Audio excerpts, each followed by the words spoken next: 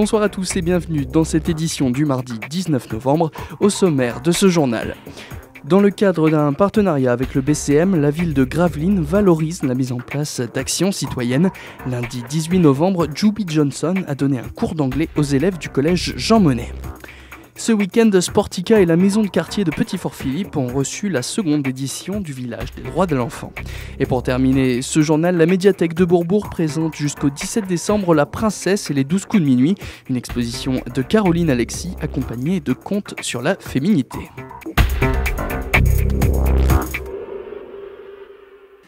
Les élèves de 3e du collège Jean Monnet à Grand-Fort-Philippe se sont transformés en apprentis journalistes et dans la langue de Shakespeare. Leur cible, Juby Johnson, 1m96, basketteur américain en BCM depuis février 2010. Ce dernier s'est prêté volontiers au jeu des questions-réponses. Yes. Do you like Paris? It's okay. Every time I go to Paris, it's too cold. L'occasion d'en savoir un peu plus sur sa vie, sa profession et ses passions, mais surtout de converser en anglais. Yes. Do you like French food? It's okay. What do you eat in the USA? I love to eat though. I love to eat. I love steak, lasagna. Yes. Do you like Barack Obama? Do you like Barack Obama? Oh yes, yes.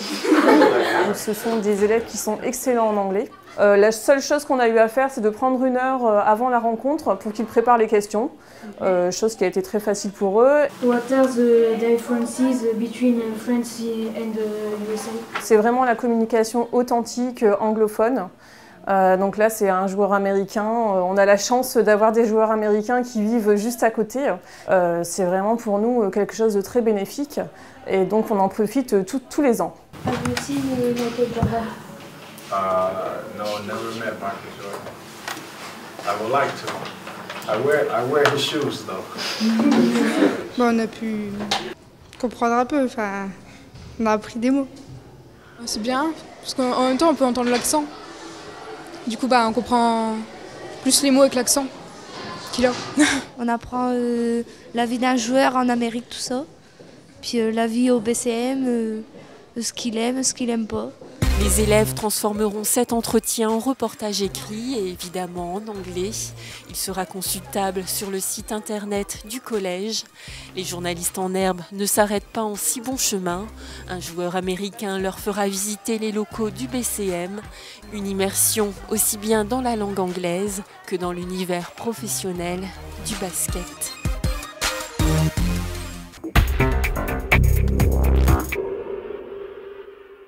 Ce week-end, 200 enfants issus des conseils municipaux jeunes du département se sont retrouvés à Sportica pour la 2e édition du village des droits de l'enfant. Là, on a les conseils municipaux de Grandfort, on a les conseils municipaux de Saint-Paul, on a les conseils municipaux de Coudekerque, on a les conseils municipaux de Saint-André, de Lille, qui sont venus pour montrer leur expérience de ce qu'ils faisaient dans chaque conseil municipal. Sachant que ces conseils municipaux de jeunes sont là pour entamer des actions, que ce soit au niveau de l'environnement, au niveau de la solidarité, au niveau des sports, et ils imbriquent leurs idées et de façon à les proposer après pour les autres jeunes. Ces conseils municipaux ont échangé sur le fonctionnement de leur conseil municipal, ainsi que sur leurs différentes initiatives et réalisations. De quoi inspirer de nouvelles idées aux autres conseils municipaux jeunes. Si on le peut, on va s'inspirer de tous ces projets pour en faire plusieurs aussi. Les villes jumelées déjà, que le CMJ soit jumelé avec un CMJ étranger, plus de projets pour les personnes âgées et pareil un guide pour la ville. Ils ont également participé à différents ateliers ludiques et récréatifs pour travailler leurs connaissances sur les droits de l'enfant. On a le service associatif qui mène le jeu de loi à Memory, à Touville qui propose une animation autour de l'identité avec un qui est géant. On a les éclaireurs qui proposent un atelier sur... On a tous droit à un toit. On a les scouts qui proposent une animation sur les loisirs, à Touville, le secteur santé en lien avec le groupe Pascal qui propose une animation sur les petits plaisirs. Et on a l'UNICEF qui propose un atelier patchwork de manière à habiller notre géant qui se trouve derrière nous. On a les acteurs du village Copains du Monde qui proposent une exposition sur ce qui est fait chaque année à Gravelines au mois d'août. Et on a le conseil municipal jeune qui est investi sur différents ateliers. Ce vendredi, à la suite du journal de 18h30, l'émission Plein Phare vous en dira plus sur ce village des droits de l'enfant.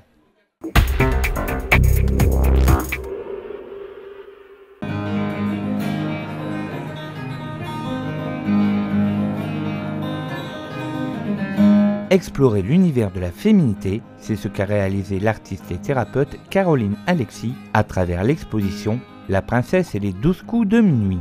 12 toiles illustrant chacun des 12 contes de son recueil qu'elle vient d'éditer.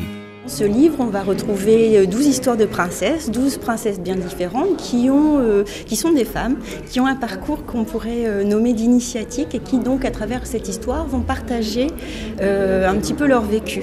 Un conte, ça sert à quoi? Ça sert à pouvoir explorer un petit peu ses émotions et peut-être retrouver des choses qui nous parlent pour pouvoir se libérer de petits nœuds qui se sont créés au fur et à mesure de la vie.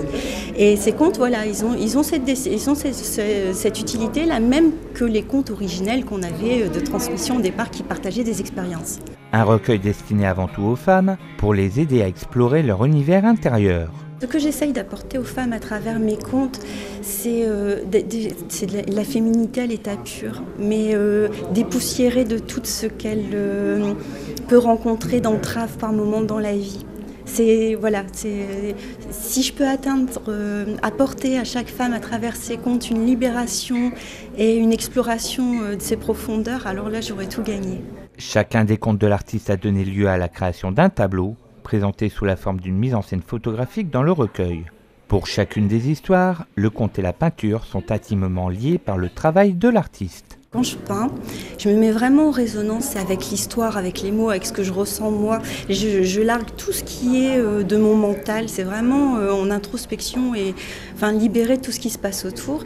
Et pour l'inauguration de l'exposition, elle a réalisé un live painting, une peinture créée sous les yeux du public, où cette fois elle ne rentrait pas en résonance avec les mots, mais avec la musique. Alors la démarche, c'est de partager mon travail autrement que par des images figées, de montrer comment ça peut se construire un tableau, en tout cas comment moi je peux le construire, d'autant plus que je suis accompagnée de Thierry Guillemot que j'adore comme musicien, donc c'est vraiment encore plus facile d'être en harmonie. Et donc la démarche, c'est ça, c'est du partage et c'est aussi de libérer les gens de ce qui peut être tabou, de « ah non, je peux pas le faire, c'est pas facile, j'ai pas appris ». Voilà, tu vois, tu peux le faire. L'exposition La princesse et les 12 coups de minuit est visible à la médiathèque de Bourbourg jusqu'au 15 décembre. Vous pouvez également en savoir plus sur cet artiste sur www.carolinealexis.fr ou sur sa page Facebook.